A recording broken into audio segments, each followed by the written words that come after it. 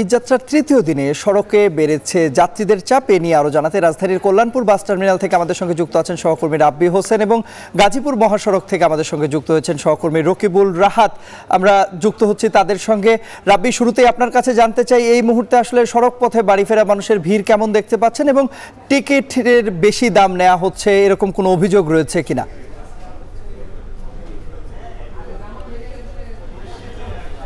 মুসলমানদের সবচেয়ে বড় ধর্মীয় উৎসব ঈদুল আজহার আর মাত্র বাকি 2 দিন। যেহেতু অল্প সময় বাকি আছে, যার ফলে যারা ঘরমুখী মানুষ আছেন পরিবার পরিজনদের সঙ্গে ঈদের আনন্দ ভাগাভাগি করার জন্য ইতিমধ্যে রাজধানী ছেড়ে যাচ্ছেন তারা। এবং আজকে আমরা যখন কল্যাণপুরে এসেছি, এখানে এই প্রতিটি কাউন্টারে আমরা দেখেছি যাত্রীদের চাপ রয়েছে। বিশেষ করে এই ঢাকা থেকে উত্তরবঙ্গগামী মহাসড়কে অসংখ্য যাত্রী কিন্তু প্রতি বছর যাতায়াত করে থাকেন এই ঈদ মৌসুমে, এবং বলা হয়ে থাকে যে সারা বছর যে পরিমাণ যাত্রী যাতায়াত করে থাকেন তার 60% এই সড়ক পথ দিয়ে ঈদে যাত্রী যাতায়াত করে থাকেন।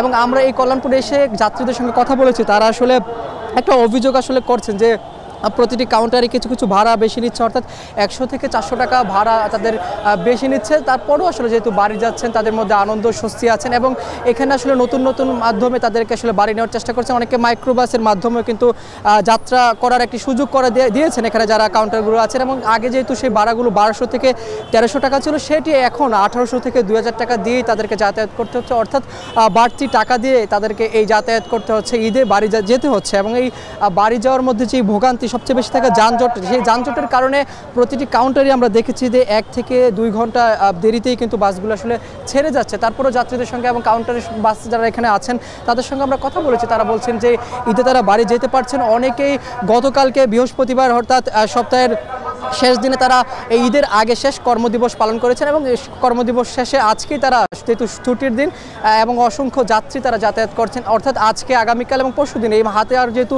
2 দিন সময় আছে, এই 2 দিনে অসংখ্য যাত্রীকে যাতায়াত করবেন এবং ঈদের আনন্দ ভাগাভাগি করতেই তারা আজকে এই কাউন্টারে এসেছেন আমরা দেখেছি। তবে এখানে আমরা বিআরটিএর চেয়ারম্যান কয়েকটি কাউন্টারে আসলে ঘুরেছিলেন, এর আগে গাবতলী গিয়েছিলেন, সেখানে আসলে তিনি বলছিলেন যে বাড়তি ভাড়া নেওয়ার অভিযোগ কেউ করলে সেখানে আসলে জরিমানা করা হবে। তবে এই কল্যাণপুর বাস টার্মিনালে এখন পর্যন্ত কোনো বিআরটিএর কর্তৃপক্ষ বা কেউ এখানে আসেনি, যার ফলে এখানে কিছু কিছু বাস কাউন্টারে আমরা দেখেছি যে 1 থেকে 200 টাকা, কোথাও কোথাও 300-400 টাকা আসলে বাড়তি ভাড়া নিচ্ছেন। তারপরও যেহেতু বাড়ি যেতে পারছেন সাধারণ মানুষ আসলে বলছেন যাত্রীরা বাড়ি যাওয়ার আনন্দই তাদের কাছে সবচেয়ে বড় বেশি উপভোগের বিষয় হয়ে থাকে, এবং বাড়ি স্বাচ্ছন্দ্যে যেতে পারলে তাদের স্বস্তি থাকবে।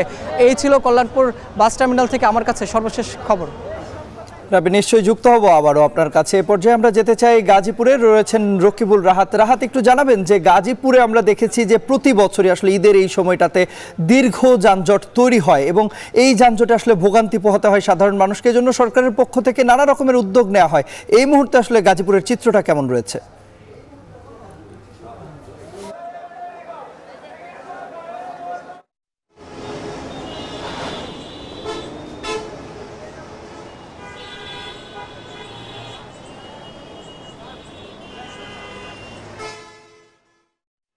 তন্ময়, চন্দ্রার এই জায়গাটিতে নানান ধরনের উন্নয়ন প্রকল্প হয়েছে। সেই আগের যে পরিমাণ যানজটে পড়ে থাকতে হতো সেই পরিমাণ যানজটে পড়ে থাকতে না হলেও একদম যে ভোগান্তিমুক্ত যাত্রা হয়েছে তা কিন্তু না। আমরা দেখছি যে বিভিন্ন বাস বা ট্রাকগুলো যেগুলো এই গাজীপুরের দিক থেকে এসে এই ফ্লাইওভারটি ধরে এসে এই চন্দ্রা মোড়ে নামার পর কিন্তু এখান থেকে তারা যাত্রী তোলে, এবং সেই যাত্রী তোলার জন্য যখন বাসগুলো বা বিভিন্ন ট্রাকে করেও আমরা দেখছি যে মানুষ যাতায়াত করছে, সেগুলো যখন এখানে এসে থামছে তখন পেছনে একটি দীর্ঘ যানজটের তৈরি হচ্ছে। নিশ্চয়ই আপনি দেখতে পাচ্ছেন এই যে মানুষগুলো যারা দাঁড়িয়ে আছে এরাই এখানের বিভিন্ন যানবাহনে ওঠার জন্য মূলত চেষ্টা করছে, এবং যানবাহনগুলো যেগুলো রয়েছে সেগুলো যাত্রী নিচ্ছে। অর্থাৎ যখন এই লেনটির একটি লেন বন্ধ হয়ে যায় তখন কিন্তু অন্য একটি লেন দিয়ে শুধুমাত্র বাসগুলো চলতে পারে। সেক্ষেত্রেই আমরা দেখছি যে সেই কারণেই পেছন দিকে যানজট লেগে আছে, এবং আমরা এই যারা পরিবহন নিয়ে আসছে তাদেরকে জিজ্ঞেস করছিলাম কতদূর পর্যন্ত তারা যানজট পেরিয়ে আসছেন। সেক্ষেত্রে তারা বলছেন যে তারা 2 থেকে 3 কিলোমিটার পর্যন্ত যানজট পেরিয়ে আসছে, যদিও এটি আগের বছরগুলোতে আমরা শুনতাম 30 কিলোমিটার 40 কিলোমিটার পর্যন্ত যানজট পেরিয়ে তাদের আসতে হতো। অর্থাৎ আগের চেয়ে অবস্থার পরিবর্তন হয়েছে, কিন্তু সড়কের শৃঙ্খলা এখন পর্যন্ত পুরোপুরি বাস্তবায়ন না হবার কারণেই কিন্তু এই ভোগান্তিতে পড়তে হচ্ছে। যদিও আমরা দেখছি যে হাইওয়ে পুলিশ, ট্রাফিক পুলিশের পক্ষ থেকে অনেক সদস্য নিয়োজিত আছে, কিন্তু তারা এই যে যানবাহনগুলো রয়েছে তাদেরকে কথা শোনাতে পারছে না, এবং একই সঙ্গে যারা যাত্রী রয়েছে সেই যাত্রীরাও ঠিক এই মুখটিতে এসেই দাঁড়াচ্ছে, যার কারণে বাধ্য হয়েই যানবাহনগুলো এখানে থামছে এবং পুলিশ সদস্যরা তাদেরকে চলে যেতে বললেও তারা বাস অথবা ট্রাক অর্থাৎ যে কোনো যানবাহনই হোক সেটি পরিপূর্ণ করেই এখান থেকে ছাড়ছে, যার কারণেই কিন্তু আমরা দেখছি যে এই যানজটটি তৈরি হচ্ছে। যদিও সকালের তুলনায় বিকেলের দিকে এসে যানজটের পরিমাণ বেশ খানিকটা কমেছে।